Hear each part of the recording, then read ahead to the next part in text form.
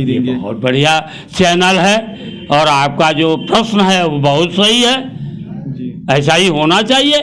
जी Bharatiya Janata party की जो वर्तमान सरकार है उसने किसानों के लिए बहुत बड़ा काम किया है।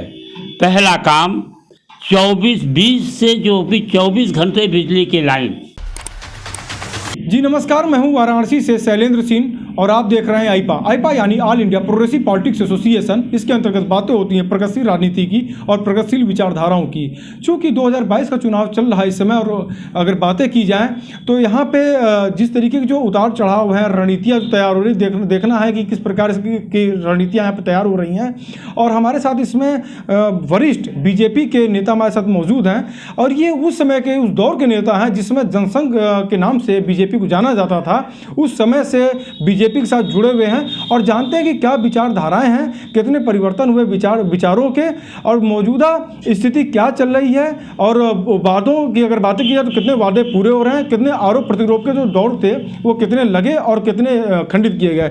जी स्वागत है बंस नारायण जी आपका। जी बातें की जाए तो आप कितने सालों से जुड़े हुए हैं? जी मैं 50 वर्षों से जुड़ा हुआ हूँ। मैं जनसंघ के संगठन का कार्यकर्ता रहा हूँ।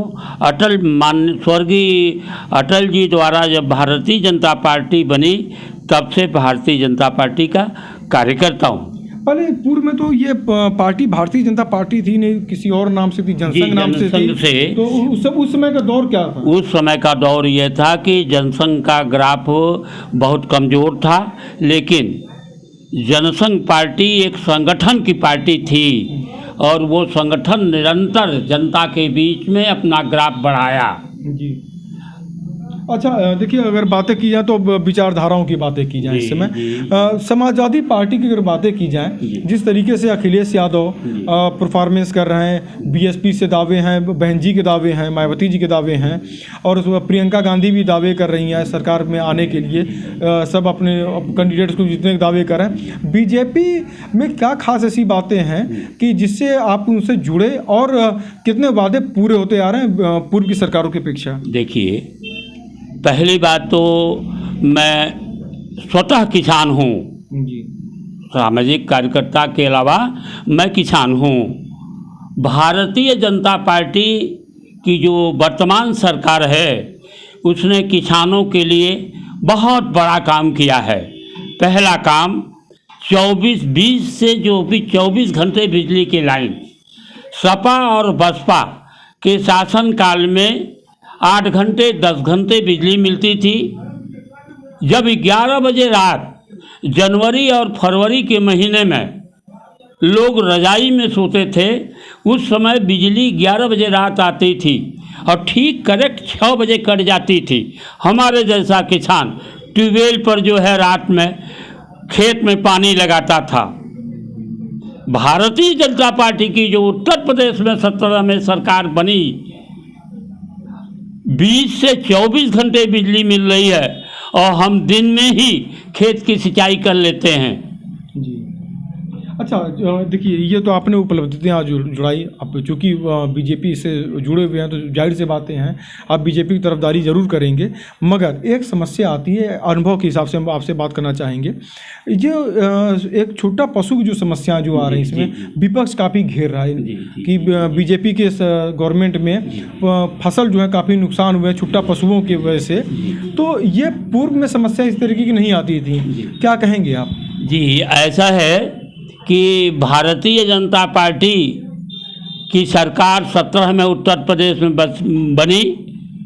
जो हमारे गायों का वध हो रहा था उस वध को माननीय मुख्यमंत्री आदित्यनाथ ने कानून बना कर रोका। जो अवैध बूचड़ खाने चल रहे थे सब बंद हो गए। अब ये पशु सरकार नहीं छोड़ रही है, ये पशु जो है किसान दूध पीते हैं, इसके बाद गाय को छोड़ देते हैं। जी तो अच्छा, निदान क्या होना चाहिए? देखिए इसका निदान है, उत्तर प्रदेश सरकार ने गौशालाओं का निर्माण कराया है और कुछ गौशालाएं चल रहे हैं, कुछ अभी निर्माणाधीन हैं और शासन के द्वारा ये आवारा छुट्टा पशु गौशालाओं में भेजे जा रहे हैं। जी इसमें कमियां आई हैं। जी। अच्छा, विद्युत की आपने बातें की, विद्युत की आपने बहुत तरफदारी भी की कि विद्युत सप्लाई बहुत बेहतर है, मगर विपक्ष, फिर मैं चूंकि विपक्ष की तरफ से फिर आपसे सवाल लूंगा, आप एक वरिष्ठ नेता हैं आप, विपक्ष का दावा है कि बिजली बिल में जो है काफ़ी दिक्कतें आई हैं, काफ़ी बिल बढ़ गए हैं, लोगों के पास रोजगार नहीं है, तो ऐसे में बिल कैसे पेड करेंगे?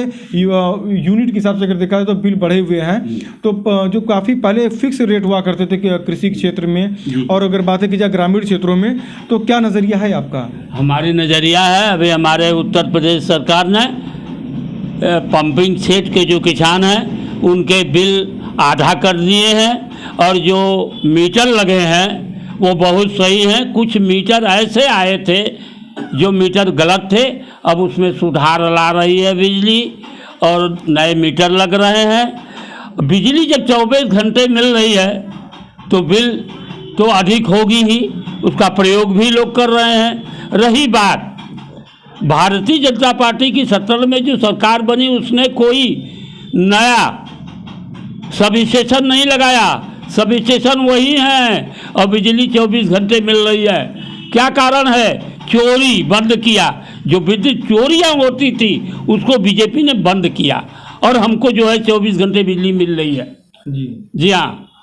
अच्छा, लॉ एंड ऑर्डर की बातें की जाए, कानून व्यवस्था की बातें की जाए, तो समाजवादी पार्टी के दावे हैं कि बेहतर कानून व्यवस्था समाजवादी में थी, बीएसपी के दावे हैं कि लॉ एंड ऑर्डर हमारे यहाँ सबसे बेहतर थी, हमारे शासनकाल में बहुत बेहतर थी।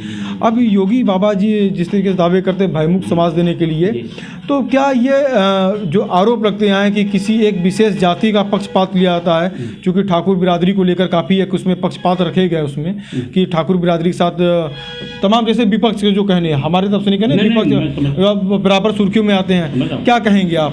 देखिए, भारतीय जनता पार्टी में बिरादरी नहीं है, जाति नहीं है, सभी जातियों का वर्चस्व है। और भारतीय जनता पार्टी जात बिरादरी कुनबा परस्त की राजनीति नहीं करती, यहाँ सभी वर्गों जातियों का वर्चस्व है। एक बात। दूसरी बात, जहाँ तक क्राइम की बात कर रहे हैं, आपने देखा होगा इतने गुंडे अपनी जमानत तोड़वा करके जेलों में हैं, तमाम अपराधी मौत के घाट उतर गए। आपने देखा होगा कि तमाम अपराधी, बिकरू कांड को देखिए, बिकरू कांड को देखिए, क्या आप भूल रहे हैं? भयमुक्त जो नवा बीजेपी का था वो है, और अपराधी जो बचे हैं वो जेलों में हैं। अपराध कम हुआ है उत्तर प्रदेश में। गुंडे बदमाश अब जो है वसूली नहीं कर रहे हैं। अच्छा, बंसरान पाठक जी, अगर जानकारी ली जाए इससे, एक उत्तर प्रदेश के विकास की अगर बातें की जाए, डबल इंजन की सरकार जो है, डबल इंजन की सरकार कितनी कामयाब, और चूंकि हम इसलिए पूछ रहे हैं कि आपसे पूर्व की जो सरकारें जो थी उसमें विकास कार्य और अब मौजूदा विकास कार्य अगर देखा जाए तो कितना आप अंतर देखते हैं? देखिए, अब आपको बता दें, इतना सड़कों का विकास हुआ है।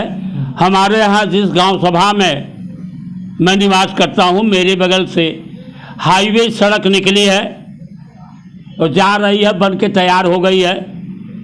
मैं कई जिले का दौरा किया हूँ हाल में, हर जगह हाईवे सड़कें बन रही हैं, तमाम विकास के काम हो रहे हैं।